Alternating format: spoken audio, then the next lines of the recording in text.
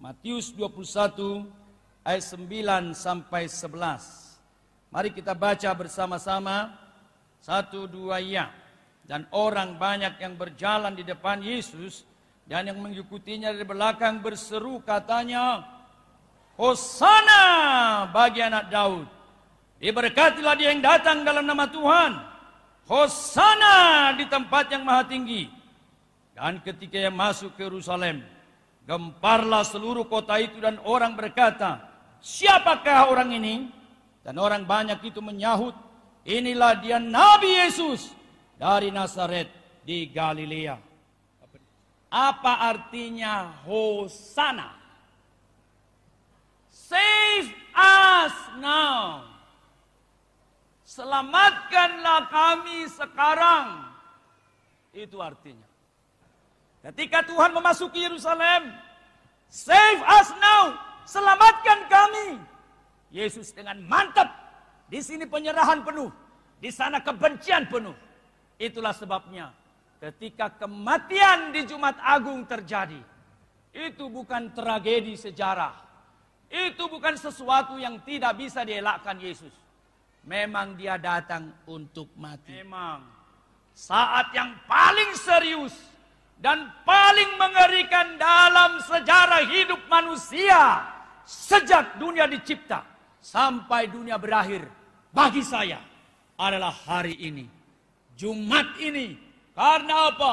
Karena anak Allah yang mulia menyerahkan dirinya, anak Allah yang adalah hidup dan penghulu hidup, mau mati di salib demi kita. Saya berkata merenungkan kalimat-kalimat Yesus di kayu salib, saya sering terharu dan saya menghindari itu. Tadi di dalam puisi direnungkan salah satu bagian yang keempat, Eli, Eli lama sabachthani. Itulah penggenapan dari nubuat Nabi Yesaya. Dia tertikam karena pemberontakan kita. Dia diremukan karena kejahatan kita. Ganjaran mendatangkan selamat bagi timpakan kepadanya. Oleh bilur-bilurnya kita menjadi sembuh. Ayat itu Nabi Yesaya jelas mengatakan, kita ini jahat, kita ini pemberontak. Tetapi dia tertikam, dia diremukan. Ketika orang berkata, Hosana, selamatkan kami. Memang untuk itulah Yesus datang. Terpuji nama Tuhan. Merenungkan kalimat-kalimat Yesus di kayu salib, saya makin melihat betapa dahsyat, betapa agung kasih Yesus. Seperti dinyanyikan pada kalimat pertama. Setelah kalimat keempat, seruan Eli, Eli lama sabachthani, muncullah kalimat kelima, aku haus. Ketika saya berkhotbah hanya kalimat itu, saya merenungkan bagian itu, saya berpikir, memang setelah minimal 6 jam Yesus tergantung di sana. Dan sebelumnya diadili secara tidak adil. Mulai dari berdoa di Taman Getsemane, ditangkap itu malam hari. Diadili maraton. Lalu dikatakan, setelah 6 jam, Yesus berseru sekuat suara keras, Eli, Eli, lama sabachthani. Kalau Bapak Ibu menonton film The Passion of the Christ versi Mel Gibson, diambil bahasa Aramiknya, Elahi, Elahi, my God, my God, Allahku, Allahku, mengapa kau tinggalkan aku? Debataku, debataku, boasa tung tadi konon mau. Sesudah selesai penderitaan yang begitu mengerikan, dia menyerukan, aku haus. Maka saya membayangkan penderitaan rohani yang dialami Yesus digabung dengan penderitaan jasmani, kehausan setelah berjam-jam tergantung. Aku haus. Dia hanya mengatakan, saya tidak tahu apakah dia mau minta tolong dari seseorang yang mengerti. Aku tergantung di sini untuk kalian semua. Memang di depan dia sudah berkata, "Ya Bapa, ampuni mereka sebab mereka tidak tahu apa yang mereka perbuat." Setelah aku haus selesai, maka muncul kalimat keenam yang sangat agung bagi semua Kristen umat Allah atau orang berdosa yang bukan Kristen. Dengar kalimat ini baik-baik. Kalimat terakhir Yesus sebelum dia menyerahkan nyawanya adalah yang keenam. Tetelestai, selesailah, genaplah. Di PA Simpruk, Pak Yogi dan kawan-kawan mendengar itu, ada di depan ini. Saya menyinggung apa artinya tetelestai, apa artinya genaplah. Kalimat ini dikatakan Yesus di akhir hidupnya. Kalimat ini dikatakan Yesus di awal. Ketika dia mengatakan makananku adalah melakukan kehendak dia yang mengutus aku. Dan menyelesaikan. Telos. Menyelesaikan pekerjaannya. Itu sebabnya bagaimanapun kesulitan, pergumulan, penolakan, umpatan, makian, penderitaan. Ketika memasuki Yerusalem, ada satu hal yang penting dalam Yesus. Saya ingin menyelesaikan tugas penyelamatan itu. Itulah sebabnya saudaraku sekalian, kita nyanyikan agunglah kasih Allahnya. Di sisi lain saya mendengarkan Hosana, Hosana. Kemudian tidak lama lagi dia mengatakan selesailah, tetelestai, doamu aku dengarkan. Sudah selesai. Nyanyian Judika berkata dia satu-satunya jalan, kebenaran, keselamatan, kekuatan. Di rumah Bapakku banyak tempat tinggal. Jika tidak demikian tentu aku mengatakannya kepadamu. Sebab aku pergi ke situ untuk menyediakan tempat bagimu. Dan apabila aku telah pergi ke situ dan telah menyediakan tempat bagimu, aku akan datang kembali dan membawa kamu ke tempatku. Supaya di tempat di mana aku berada, kamu pun berada. Itulah sebabnya saya mohon dengan hormat dari lubuk hati yang terdalam, saya ingin menyerukan kepadamu.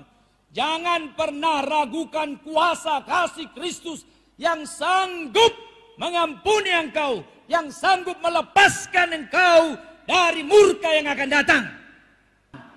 Terlalu sulit? Apa artinya kebangkitan Kristus bagi saya? Saya mau mengatakan kepadamu, kebangkitan Kristus menjamin kehidupanmu tiap-tiap hari. Itu yang disebut Jehovah Jireh. Dia Allah yang menyediakan. Itulah sebabnya dalam Yohanes pasal 14. Coba kita baca. Janganlah gelisah hatimu. Percaya kepada Allah. Percaya juga kepadaku. Jangan gelisah. Jangan khawatir. Jangan takut. Ini khotbah perpisahan Yesus. Yohanes 14, 15, 16. Itu khotbah perpisahan. 17 Yesus berdoa syafaat. Kemudian dia ditangkap, diadili, dia mati. Berarti khotbah Yesus terakhir sebelum dia digantung. Jangan gelisah, jangan khawatir, jangan takut. Dan kalau Bapak Ibu memperhatikan khotbah-khotbah awal Tuhan Yesus, juga kalimat yang sama muncul.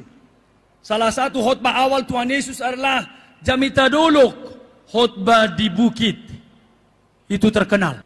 Mengadungi tidak jalan keluar. Bisa makin mengadung, makin datang setan digoda, memang sial doholas mate maho inna. Oh iya, mengadungi. Sita konau begu, tiuponau sopaon. Itu datanglah setan. Iya, memang sakit hidupmu. Kau miskin orang kaya, kau gembel orang tinggi, kau kondektur orang direktur. Akhirnya meraung-raung terus. Dan meraung-raung mungkin jalan keluar emosi. Tapi belum tentu jalan keluar iman. Apalagi orang Batak punya prinsip. Sadia terranggison tumagonamma di ronggoson. Sadia tertangison tumagonamma di tortorhon. Kenapa tidak menortor di dalam Tuhan? Sipata nang tinggang, si patanang tinggang doa so wada manukong liyaw upain maporusau tujolomi mangi dosian nasa rohaki apu lima rohaku nasa itong say marsaki papir dohoto di kuasa hot pikiraki nang hapor siyaoku nang behapar sorioku asiroham dengan basam o amang nauli basa marhite-hite mudarni tuhaki. Mengapa dikatakan di sini hendaklah kamu saling mengaku dosamu dan saling mendoakan? Karena apa?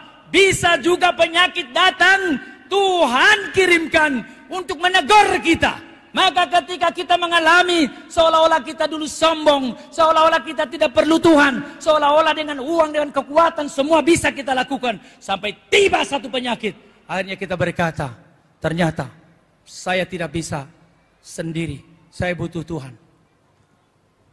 Mungkin itu. Karena itu aku dosa, selesaikan dosa. Dan jika demikian, mujizat bisa terjadi. Yohanes 9 ayat 4 berkata, penyakit ini bukan karena dosa, tetapi supaya nama Allah dipermuliakan. Melalui penyakit seseorang, Allah bisa dipermuliakan.